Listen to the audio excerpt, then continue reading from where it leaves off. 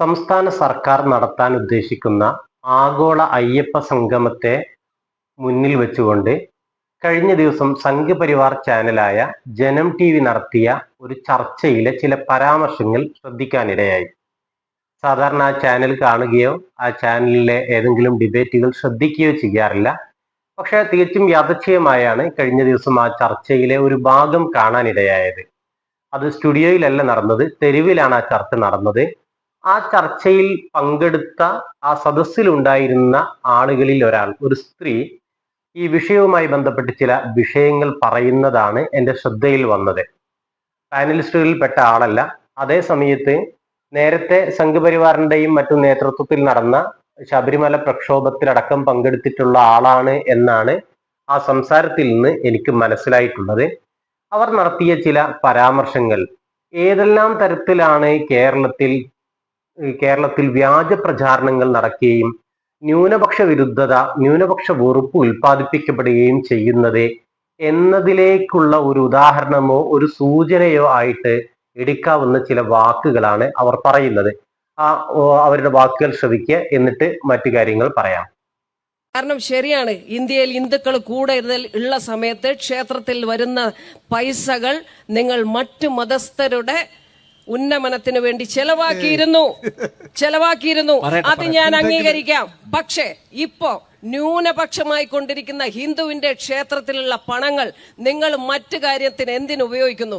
ആ ഹിന്ദുവിന്റെ ഓരോരോ അടിസ്ഥാനം, ഒരു പെൺകുട്ടിയെ കല്യാണം കഴിക്കാനില്ലാതെ, അവൾ മര്യാദയ്ക്ക് ഒന്ന് പഠിച്ചു പോകാനില്ലാതെ എത്ര ഹിന്ദു നമ്മൾക്കിടയിൽ നരകയാതന അനുഭവിക്കുന്നുണ്ട്. എത്ര പേർ ആത്മഹത്യ ചെയ്യുന്നുണ്ട്. എന്തുകൊണ്ട് ഇത്രയും വലിയ വലിയ ക്ഷേത്രങ്ങളിലുള്ള പണങ്ങളിൽ നിന്ന് നിങ്ങൾ അപ്പുറത്തെടുത്ത് കൊണ്ടുപോകുന്നു, ഇപ്പുറത്തെടുത്ത് കൊണ്ടുപോകുന്നു? പള്ളിയിലുള്ളവർക്ക് ശമ്പളം കൊടുക്കാൻ എടുത്തിട്ട് പോകുന്നു, എന്തെല്ലാം കാര്യങ്ങൾ നടത്തുന്നു. അതൊക്കെ വിട്ടുകൊടുത്ത് ഹിന്ദുവിന് വേണ്ടി അടിസ്ഥാന തത്വം ലോകാ സമസ്ത സുഖിനോ ഭവന്തു എന്ന് പറഞ്ഞ നമ്മുടെ നാടിന്റെ, നമ്മുടെ ഉയർച്ചയ്ക്ക് വേണ്ടി മറ്റുള്ളവരല്ല നമ്മളെ ഭരിക്കേണ്ടത്. നിങ്ങൾ ഭരിക്കൂ. കാരണം നിങ്ങൾ നമ്മളിൽ ഒരാളാണ്. ഏത് വർഗീയതയും കേരളത്തിൽ ചെലവാകും എന്ന സ്ഥിതിവിശേഷം കഴിഞ്ഞ കുറച്ചു കാലങ്ങളായി നിലവിലുണ്ട്. ഏത് വർഗീയവാദിക്കും ഏത് തെരുവിൽ നിന്നുകൊണ്ടും എന്തും വിളിച്ചു പറയാം എന്ന ഒരവസ്ഥയിലേക്ക് കാര്യങ്ങൾ മാറുകയാണ്. ഈ അവസ്ഥ സംജാതമായതിന്റെ രാഷ്ട്രീയമായ സാഹചര്യങ്ങളെ കുറിച്ചൊക്കെ പലപ്പോഴായി നമ്മൾ സംസാരിച്ചതുകൊണ്ട് ഞാൻ അതിലേക്ക് പ്രവേശിക്കുന്നില്ല. ഇവർ പറഞ്ഞ രണ്ട് കാര്യങ്ങൾ സവിശേഷമായ ശ്രദ്ധ അർഹിക്കുന്നുണ്ട്, അല്ലെങ്കിൽ അതിന് മറുപടി പറയേണ്ടതുണ്ട് എന്ന് ഞാൻ കരുതുകയാണ്. അതിലൊന്നാമത്തേത്, അവർ പറയുന്നത് ന്യൂനപക്ഷ സമുദായങ്ങൾക്ക് വേണ്ടി ഹൈന്ദവ ക്ഷേത്രങ്ങളിലെ പണം ഉപയോഗിക്കുന്നു എന്നാണ് അവർ പറയുന്നത്.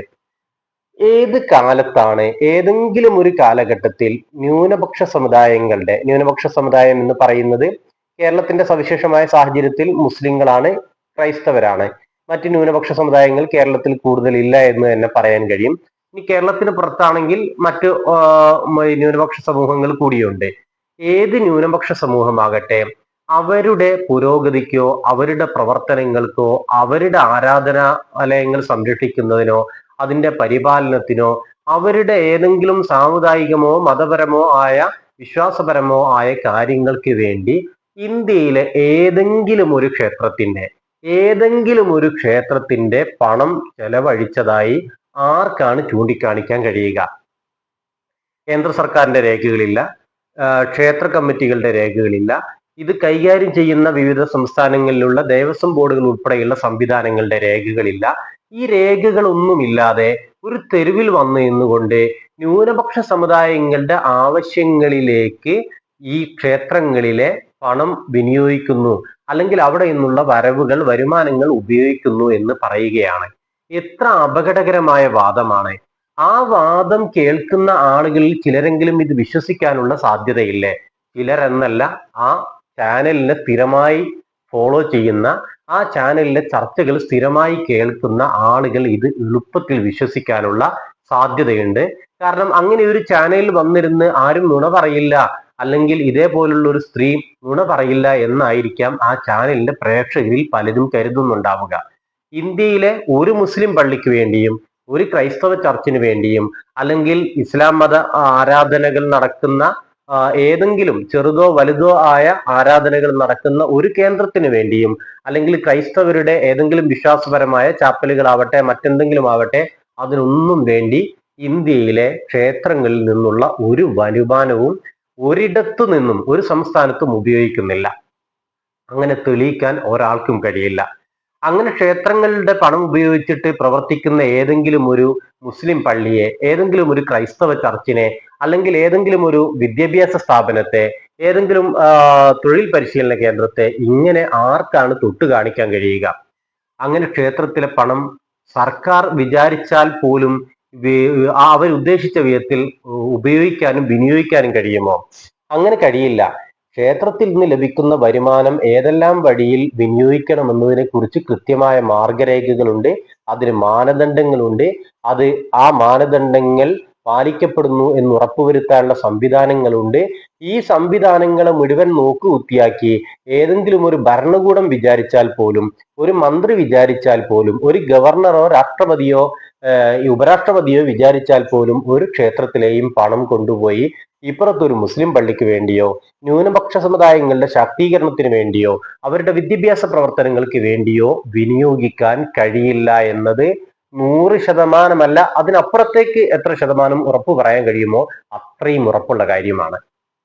പക്ഷെ എന്നിട്ടും ഒരു തെരുവിൽ വന്ന് എന്നുകൊണ്ട് ഈ പച്ച നുണ പറയുകയാണ്. ഏതെങ്കിലും ഒരു ഉദാഹരണം പോലും ചൂണ്ടിക്കാണിക്കാൻ കഴിയുന്നില്ല. അങ്ങനെ പണം വിനിയോഗിക്കുന്നില്ല എന്ന് ആ ചാനലിൽ ചർച്ചയിൽ പങ്കെടുത്തിട്ടുള്ള പാനലിസ്റ്റുകളിൽപ്പെട്ട ഒരാൾ പറയുന്നുണ്ട്. അദ്ദേഹത്തിന്റെ പേര് ഞാൻ ഓർക്കുന്നില്ല, ഞാൻ ശ്രദ്ധിച്ചിട്ടില്ല. ആ പറയുന്നതിനെ ഖണ്ഡിക്കാനാണ് ഈ സ്ത്രീ ശ്രമിക്കുന്നത് എന്നും ദൃശ്യത്തിൽ കാണാൻ കഴിയും.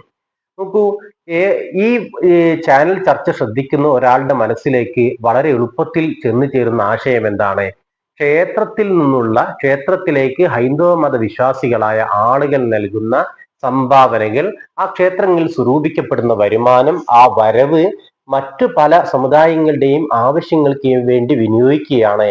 മുസ്ലിങ്ങളുടെ പള്ളികൾക്ക് വേണ്ടി, മദ്രസകൾക്ക് വേണ്ടി, മതസ്ഥാപനങ്ങൾക്ക് വേണ്ടി, അവരുടെ വിദ്യാഭ്യാസ പ്രവർത്തനങ്ങൾക്ക് വേണ്ടി വിനിയോഗിക്കുകയാണ് എന്നല്ലേ കരുതുക? അല്ലെങ്കിൽ ക്രൈസ്തവരുടെയോ മറ്റേതെങ്കിലും ബുദ്ധമത വിശ്വാസികളുടെയോ ജൈന മതവിശ്വാസികളുടെയോ ഒക്കെ ആവശ്യങ്ങൾക്ക് വേണ്ടി ക്ഷേത്രങ്ങളിലെ പണവും വരുമാനവും ഉപയോഗിക്കുന്നു എന്നല്ലേ കരുതുക? യഥാർത്ഥത്തിൽ അങ്ങനെ ഒരു ഉപയോഗവും നടക്കുന്നില്ല. ഒരു ക്ഷേത്രത്തിലെയും പണം അങ്ങനെ ഉപയോഗിക്കാൻ ഒരു മന്ത്രി വിചാരിച്ചാൽ, അയാൾ ഇത്ര വലിയ പദവി വഹിക്കുന്ന ആളാണെങ്കിൽ പോലും അയാളെ കൊണ്ടുപോലും അത് നടപ്പുള്ള കാര്യമല്ല. എത്ര വലിയ ഉദ്യോഗസ്ഥനാണ് എങ്കിൽ പോലും, പ്രധാനമന്ത്രിയുടെ പ്രിൻസിപ്പൽ സെക്രട്ടറി ആണ് എങ്കിൽ പോലും, ദേശീയ സുരക്ഷാ ഉപദേഷ്ടാവാണ് എങ്കിൽ പോലും, അദ്ദേഹത്തിന് പോലും ക്ഷേത്രത്തിലെ പണം തിരിമറി നടത്തി മറ്റൊരു സമുദായത്തിന്റെ ആവശ്യങ്ങൾക്ക് വേണ്ടി വിനിയോഗിക്കാൻ കഴിയില്ല എന്നത് നിയമപരമായ കാര്യമാണ്. നിയമത്തിൽ ബോധമുള്ള ആൾക്ക്, ഇനി അതല്ലെങ്കിൽ നമ്മുടെ രാഷ്ട്രത്തിന്റെ ചരിത്രത്തെക്കുറിച്ച്, ഈ മതപരമായ കാര്യങ്ങളെ കുറിച്ച്, ക്ഷേത്രങ്ങൾ നടന്നു പോകുന്നതിനെ കുറിച്ചൊക്കെ സാമാന്യ ബോധമുള്ള ഏതൊരാൾക്കും അറിയാവുന്ന കാര്യമാണ്. പക്ഷെ നുണ പറഞ്ഞാലും മതിയാകില്ല ചില വർഗീയ സ്വഭാവമുള്ള സംഘടനകളോട് ചേർന്ന് നിൽക്കുന്ന ആളുകൾക്ക്. ആ നുണപ്രചാരണം നിർബാധം നടക്കുന്നു എന്നതിന്റെ ഏറ്റവും പുതിയൊരു ഉദാഹരണം എന്ന രീതിയിലാണ് ഇത് പറയുന്നത്. ഇനി രണ്ടാമത് അവർ പറയുന്ന ഒരു കാര്യം, ഇന്ത്യയിൽ ഹിന്ദുക്കൾ ന്യൂനപക്ഷമായി കൊണ്ടിരിക്കുന്നു എന്നാണ്. എത്ര വലിയ അബദ്ധമാണ് അത് പറയുന്നത്. ആ അബദ്ധം അവിടെ അവതാരകനായ ആ ചർച്ച നയിച്ചുകൊണ്ടിരിക്കുന്ന ആൾ തിരുത്തുകയെങ്കിലും ചെയ്യണ്ടേ? അനിൽ നമ്പ്യാരാണ് ചർച്ച നടത്തിയിട്ടുള്ളത്. അദ്ദേഹത്തിന്റെ താല്പര്യം എന്താണ് എന്ന് നമുക്ക് എല്ലാവർക്കും അറിയാവുന്നതാണ്. അദ്ദേഹം ആ ചർച്ചയിൽ ഇടപെട്ട് ആ സ്ത്രീയുടെ പരാമർശത്തെ തിരുത്തുമെന്ന ഒരു ചിന്തയും എനിക്കില്ല, അങ്ങനെ കരുതുന്നത് പോലുമില്ല. കാരണം സംഘപരിവാർ ഉൽപ്പാദിപ്പിക്കുന്ന വെറുപ്പിന്റെ ആ ലോകത്തെ പ്രതിനിധാനപ്പെടുത്തുന്ന ഒരാൾക്ക്, ഒരു ആങ്കർക്ക് ഈ പറയുന്നത് പോലുള്ള വസ്തുതാവിരുദ്ധമായ കാര്യങ്ങളെ തലയാട്ടി അംഗീകരിക്കുകയല്ലാതെ മറ്റൊന്നും ചെയ്യാനില്ല. അതുകൊണ്ട് അവിടെ ആങ്കർ അതിനെ തിരുത്താനൊന്നും, ആ ചർച്ച നയിക്കുന്ന ആൾ അതിനെ തിരുത്താനൊന്നും തയ്യാറാകുന്നില്ല. യഥാർത്ഥത്തിൽ ഇന്ത്യയിൽ ഹിന്ദുക്കൾ ഏതെങ്കിലും കാലഘട്ടത്തിൽ ന്യൂനപക്ഷമായിട്ടുണ്ടോ? ഇനി ആകാനുള്ള സാധ്യതയുണ്ടോ? 2011 സെൻസസ് പ്രകാരം, കാനേഷുമാരി പ്രകാരം ഇന്ത്യയിലെ ജനസംഖ്യയായി കണക്കാക്കിയിട്ടുള്ളത് 121 കോടിയാണ്. ഇപ്പോൾ അതിലേറെ മുന്നോട്ട് പോയിട്ടുണ്ടാകും. നമ്മളിപ്പോൾ 2025 സംസാരിക്കുന്നത്.